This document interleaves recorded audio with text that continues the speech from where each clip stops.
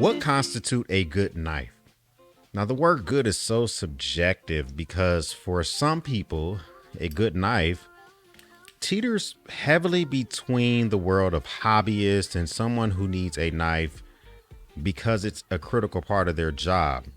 They're in construction, they're an electrician, HVAC guy. Maybe they install installation inside of walls. Maybe they run wires in attics, whatever. So the definition of what a good knife is pretty subjective.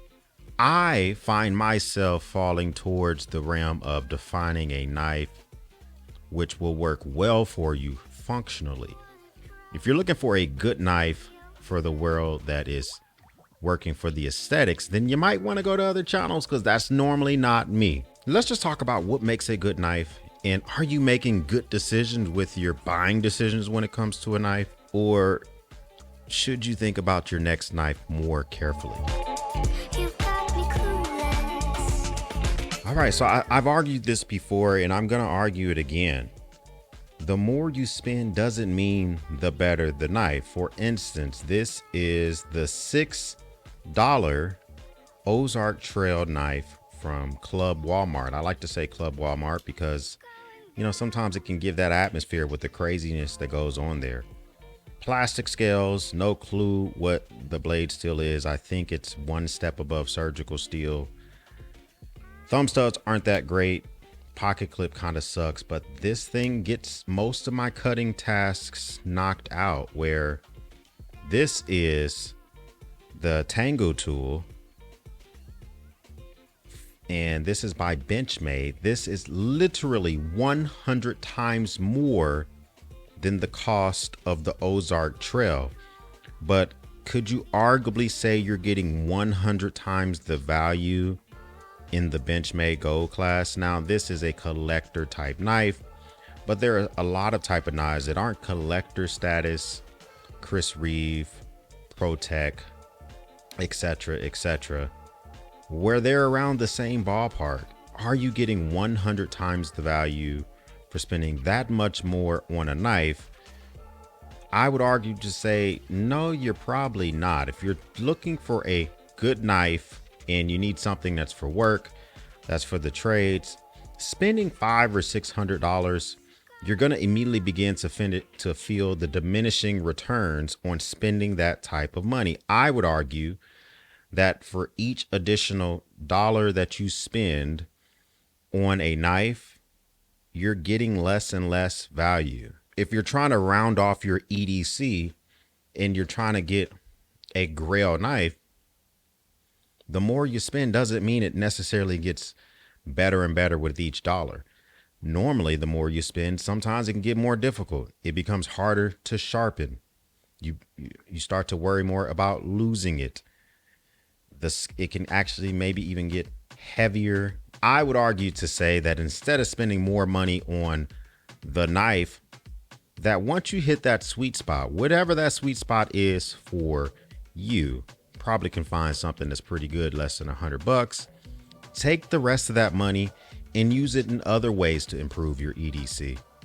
Maybe you learn how to sharpen knives better. Maybe you add to your EDC with a new multi-tool or a flashlight, wallet, sling bag. Have you ever got done with a cutting task for a loved one, family friend, yourself, and that person maybe said, wow, that was an amazing cut. What blade did you use to make that cut? No one has ever done that. And if you say that someone has done that, then the person that asked you that was a knife guy. No one ever inquires, what was the blade steel that you used to make that cut? That was freaking amazing. I love you. No one cares. They're not going to care. So going for the bigger blade steels, it really doesn't matter when it comes to a good knife. For instance, here I have a JSWS, no name company, but they make some pretty decent knives that are made of D2 steel, which I would argue is a budget, high-end budget, almost mid-grade. It's not completely low end like your surgical steel or 440A or 440B. But D2 is kissing up next to mid-grade, but still high-end budget type steel. This can do all the same type of cuts as this We Knives Banter, which is S35VN, which I would argue is the beginning of high-end, almost super high-end blade steels. You're still going to get your great cuts. These are basically still going to get the job done. Similar grinds on these things. When you make the cut for someone, they're not going to wonder, man, that was an amazing cut. Sure, I'm glad that you had that S35VN, because otherwise the day would have been ruined. No one's going to care. So a quote unquote good knife does not matter when it comes to blade steel. You kind of want to find that sweet spot that works for you. I don't really care how much you spend on it. Point number one was diminishing returns, but let's just say I've spent over $300 on a knife that had D2 steel. It doesn't matter about the steel. It's probably more important to learn how to sharpen your blade steel and to keep a good edge versus buying the most expensive edge that you can. Mainly because the higher end the steel, your Magna Cuts, your S90Vs, S45VN, etc., the harder they are to sharpen. They may have a better edge retention and better corrosive protection, but you're going to have to learn how to sharpen those things. Where you get your D2s, you're going to get your AUS 8s, your 440Cs. You can learn how to sharpen those and be effective with those. So no one cares about your blade steel. That doesn't make a good knife. Learning how to sharpen it probably matters a little bit more. That leads me to my next point. Try before you buy. Plenty of videos on YouTube University, people unboxing knives, trying knives, maybe taking them in the woods, maybe cutting some cordage, maybe slicing some apples. There's all sorts of people doing weird stuff with knives on YouTube or writing articles that you can go read, but there's nothing like going to a store, checking out a knife before you actually purchase it. Case in point, this is the Benchmade Bailout. I have grown to like this knife, but when I initially got it, I hated the glass breaker on the back of this thing, and everything else about it I love. The axis lock, the action on it, the sound. It sounds fantastic compared to some of its brethren within the Benchmade family. And arguably, next to the upcoming Benchmade Narrows and the classic Benchmade Anthem, the Bailout is one of the most banger knives that Benchmade have ever come out with. But if I would have tried it first, I may have shied away from getting the variant that has the glass breaker, which is the M4 variant. I probably would have got its less expensive brother that does not have it. Now, yes, I can change it out, but why do I need to spend more money for a feature I could have learned about by simply taking my ass down to the store and trying it out? Now, fortunately for me, I'm very, very lucky to have a lot of knives sent to me because I run a YouTube channel. So a lot of knives I get to try out that I may have not tried before. But at the end of the day, knives are designed to do two things: be held and to cut shit. Now, they may bring you joy and they need to have good aesthetics and they might need to have extra features, but a knife is designed to do those things. Most knives can't cut unless they're being held, and they need to feel good in your hand. I would argue that trying before you buy, incredibly important, because you may end up with a lemon, not because of the way it's crafted, not because of the way that you thought it was going to feel, but because it's not for you, especially if you're left-handed, especially if you have small or large hands. You might want to go to the store and get it in your phalanges. Now, I have to admit, one of the things that I am worse with when it comes to my entire EDC, not just knives, is working out what I want versus what I need. Now, we can get clouded easily by thinking we need certain features when they're really a want. Once you figure out what you need versus what you want, you can fill in that gap and find the best knife. For instance, if you need a knife that is very slicey, gets the job done, is going to be able to cut fruit, make all sorts of cuts, then you might find yourself in the world of the Voldsteed Nightshade. Now, maybe you think this thing is hideous looking, doesn't look that great. You're not a fan of that type of stuff. Then maybe you don't want to get this, but it meets all of your needs. Doesn't really matter what the blade steel is.